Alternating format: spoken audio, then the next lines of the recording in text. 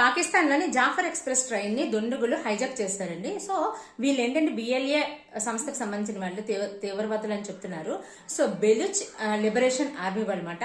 వీళ్ళు ఏంటంటే ఎప్పటి నుంచో పాకిస్తాన్ నుంచి బెలుచిస్తాన్ అనే కంట్రీ సెపరేట్ కంట్రీ కావాలని డిమాండ్ చేస్తున్నారు. దాని గురించి గాను పాకిస్తాన్ గవర్నమెంట్ ని మీటింగ్ పిలిచారంట. సో ఆ మీటింగ్ అటెండ్ అవ్వకుండా తోకజాడింపు వాళ్ళు అటు ఇటు ఏవేవో చెప్పి తప్పించుకుంటే మాత్రం ఈసారి వదిలేదే లేదు అని చెప్పేసి ట్రైన్ హైజాక్ చేసి అందులో ఉన్న సైనికులను బందీలు చేశారు. సైనికులు మాత్రమే కాదు, సో అక్కడున్న ఆడవాళ్ళని చిన్నపిల్లల్ని వదిలేసి మగవాళ్ళని కూడా వాళ్ళని బందీల కింద ఉంచుకున్నారు. ఆల్రెడీ ఇప్పటికైతే అందులో ఉన్న సైనికుల్లోని ఒక 6గురిని అయితే ఆల్రెడీ చంపేశారు అని అంటున్నారు. సో ఇప్పుడు వీళ్ళు చెప్పిన మీటింగ్ అటెండ్ అయ్యి వాళ్ళ కండిషన్స్ అన్ని వినకపోతే మొత్తం ట్రైన్ అంతటిని కాల్చేస్తామని వాళ్ళు బెదిరిస్తున్నారు.